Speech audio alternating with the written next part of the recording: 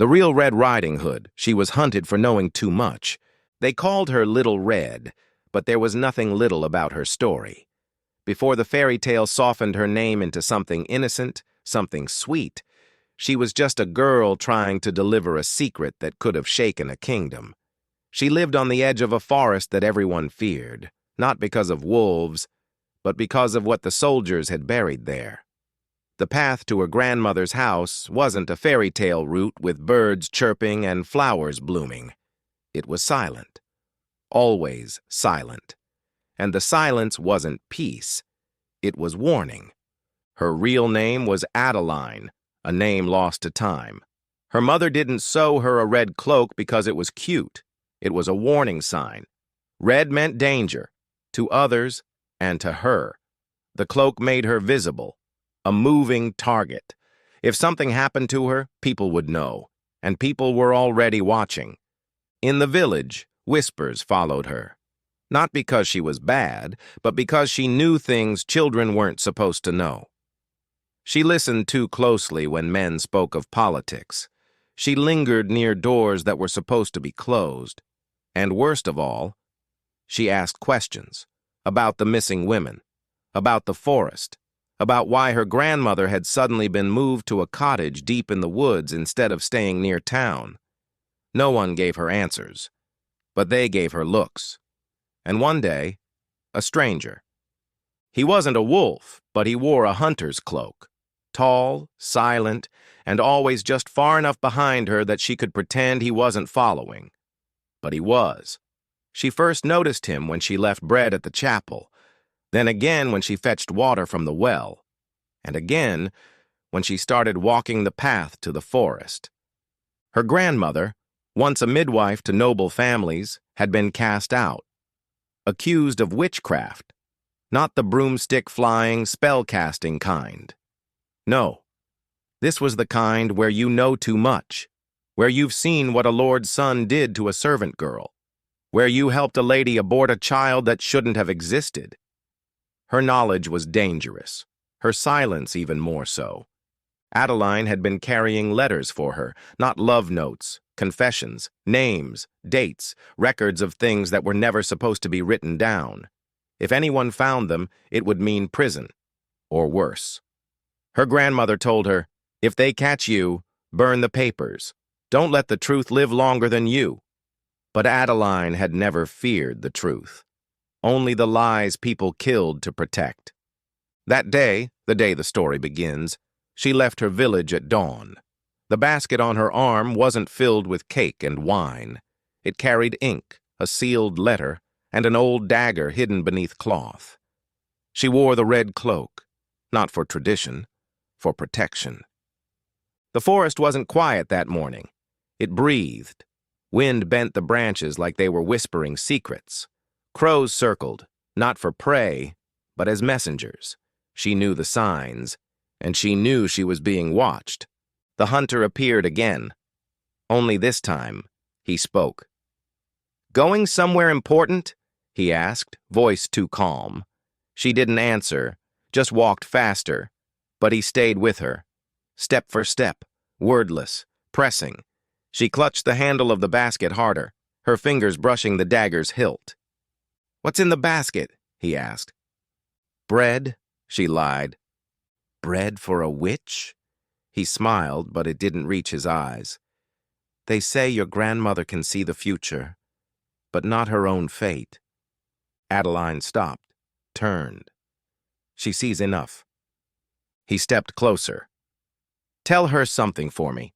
Tell her the forest isn't big enough to hide what she's done." Then he left, disappeared into the trees like he was made of shadow. But Adeline knew better. Men like him didn't vanish. They waited. By the time she reached the cottage, her heart was pounding. Not from fear, from certainty. Something was coming. Her grandmother opened the door slowly. Her eyes, once bright, now clouded by age and paranoia. She didn't smile. She never did anymore. But she let her in, bolted the door, and whispered, "They know." Adeline handed her the letter. Her grandmother burned it without reading. "We don't deliver secrets anymore," she said. "We bury them." That night, the wind howled. Branches scraped the roof like claws, and footsteps circled the house, not wolves. Boots, 3 men, not in uniform, but trained. Their knock wasn't gentle, their voices cold. "We're here for the girl." Adeline looked at her grandmother. "I'll run," she whispered. "No," the old woman said. "You'll remember. The back window, the forest path. The letter may have burned, but the names, she had them in her mind. And that was more dangerous than paper." As she escaped into the trees, the cottage behind her burst into flame. She didn't scream. She didn't cry. She ran. And they followed. Not because she was a girl with a red cloak, but because she was the last one who knew the truth. And the forest doesn't protect the truth. It buries it unless someone survives long enough to speak. She didn't sleep that night. She didn't stop. The fire lit the sky behind her like a warning shot, and the forest in front of her offered no comfort, only decisions. Go deeper. Leave the path. Trust no one. Her lungs burned. Her cloak caught on branches. But she didn't slow down. Not even when she slipped down a hill and tore her knee open on a rock. She bound it with part of her cloak and kept moving. She remembered the stories her grandmother used to tell. Not fairy tales, but real stories. About tunnels in the forest, about smugglers, about people who still believed in truth. If she could find them, maybe she could survive. Maybe the names in her head wouldn't die with her. But the men were close. She could hear them. One of them whistled like he was calling a dog. Another laughed. "She's just a girl," he said. "She'll trip over her own feet." She didn't, but she was running out of forest. Then, a break in the trees, a ruin. Old stones swallowed by moss and roots.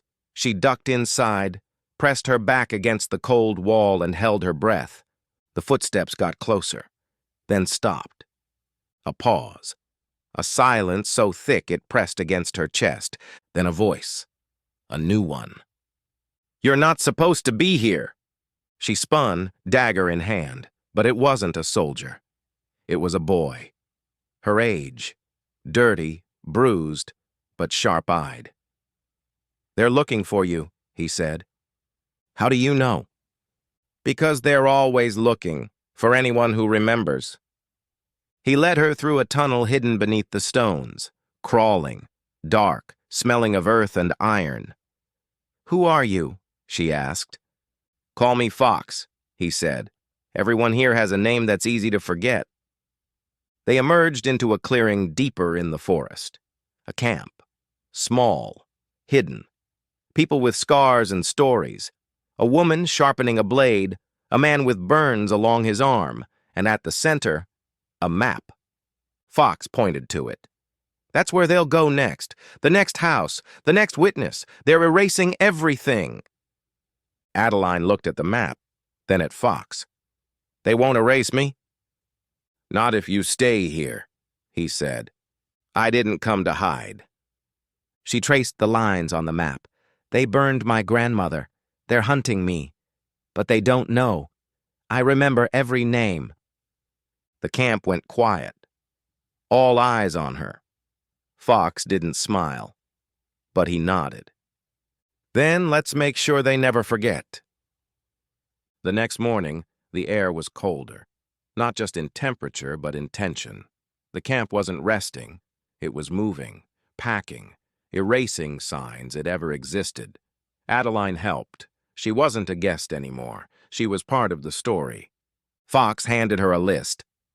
Witnesses, survivors, people who might still have pages or memories.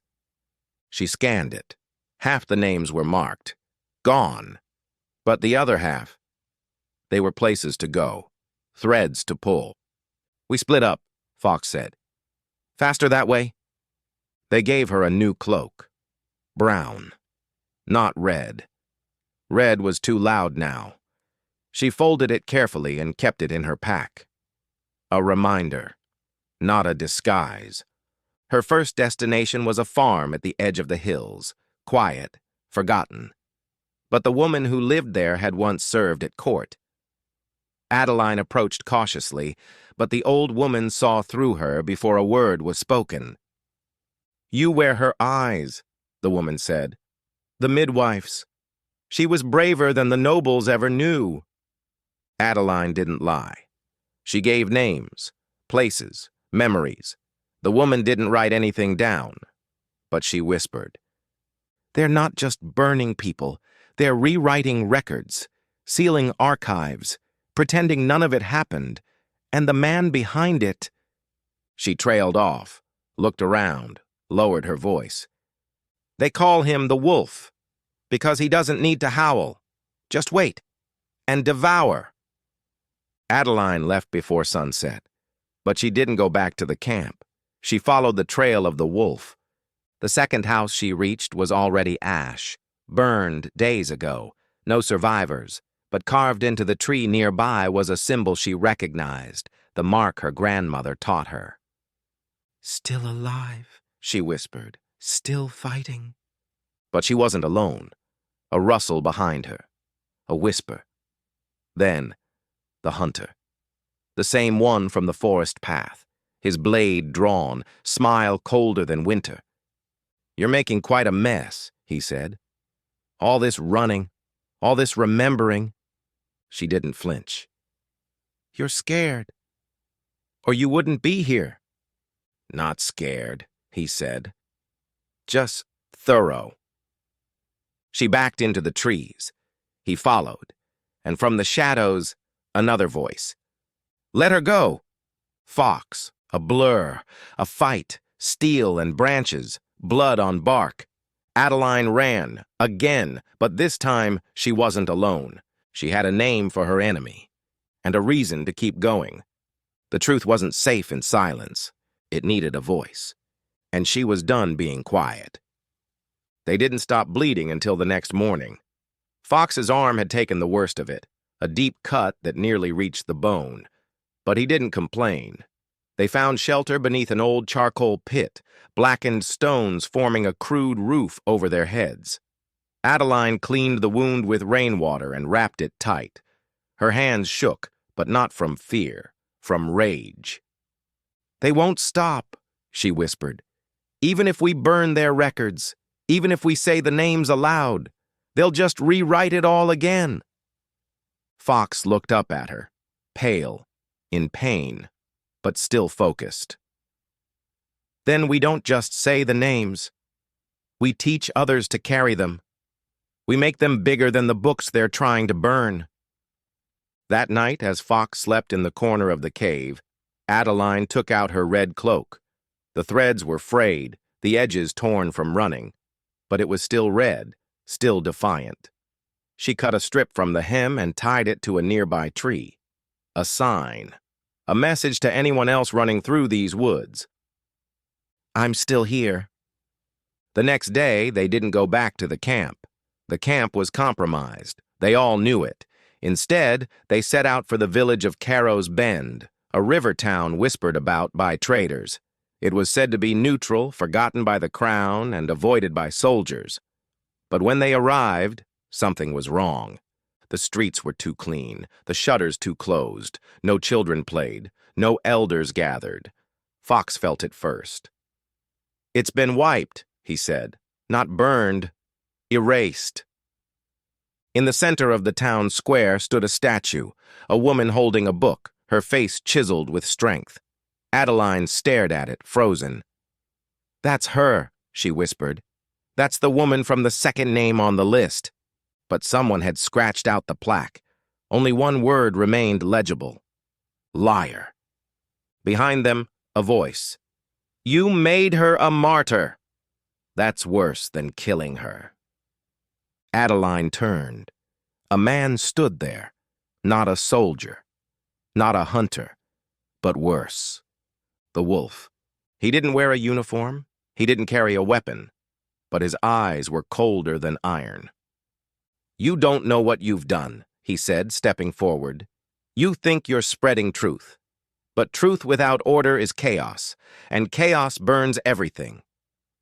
Adeline didn't step back. She stood her ground. Better chaos than a kingdom built on silence.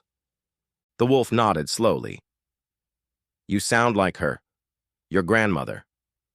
He reached into his coat and pulled out something small, a lock of gray hair tied with red thread. Fox surged forward, but Adeline stopped him. Why are you doing this? She asked.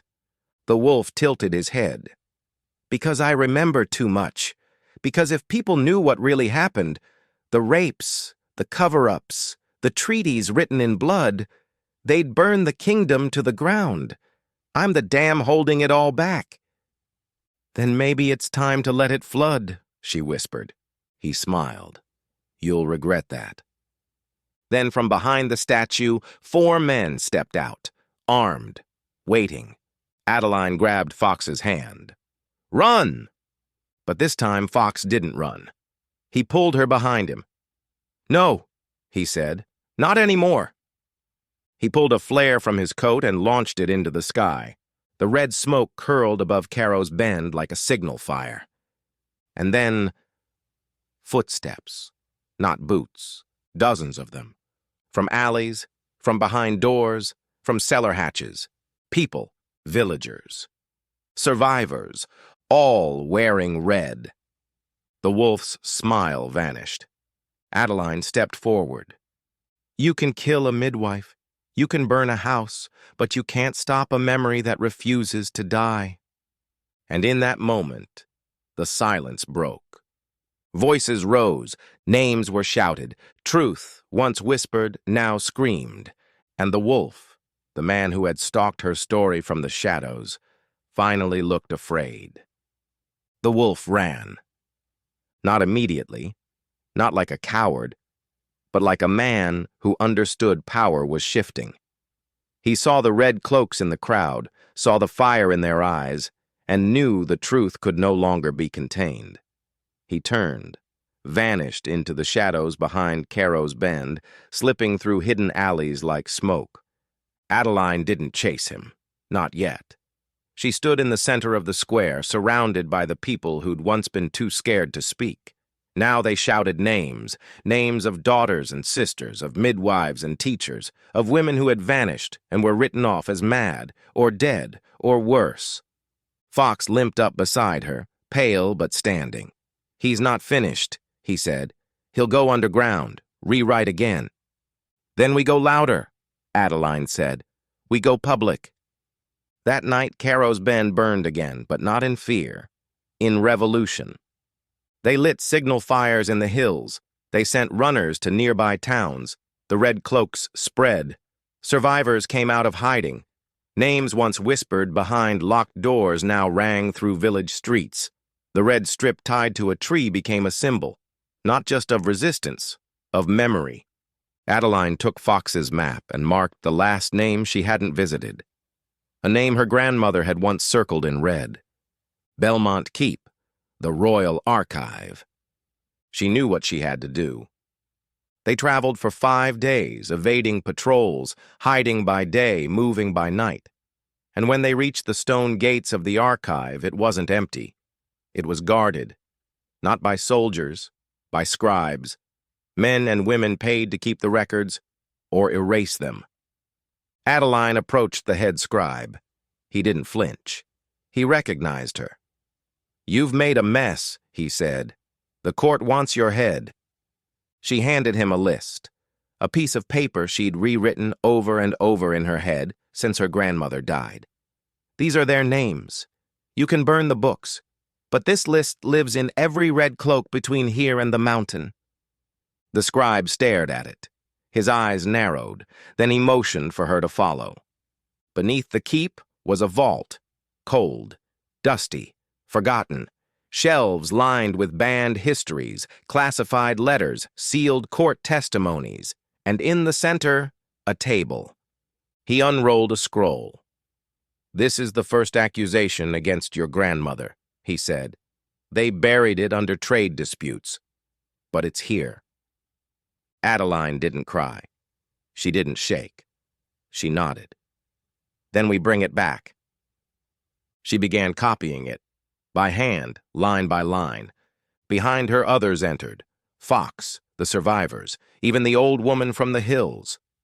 One by one they picked up quills, pens, brushes, and they rewrote history, not the lies, the truth. For the first time in years, the Red Cloak wasn't hunted, it was honored. Months passed, seasons changed, but the movement didn't die. Schools began teaching names the Crown had erased. Markets hung red flags above their doors. Every time someone disappeared, the bells rang louder. Every time a lie was told, someone shouted a name. And one day, just as quietly as he'd entered the story, the wolf returned. He was older, thinner, wearing the same gray cloak. He entered a quiet chapel in a rebuilt village and sat in the back as Adeline read aloud from a new book. She finished the chapter, looked up, and met his eyes. She didn't flinch. He nodded. Once. Then left. Not in defeat. Not in surrender. But in acknowledgement, because the truth had outlived him. So when you hear the story of Little Red Riding Hood, don't picture a girl skipping through the forest with a basket of sweets.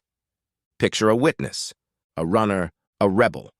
Someone who was hunted not for being weak, but for knowing too much, and surviving long enough to make sure no one ever forgot.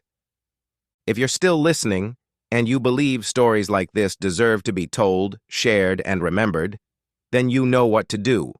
Like, comment, subscribe, because the Red Cloak is still out there, and the forest still whispers.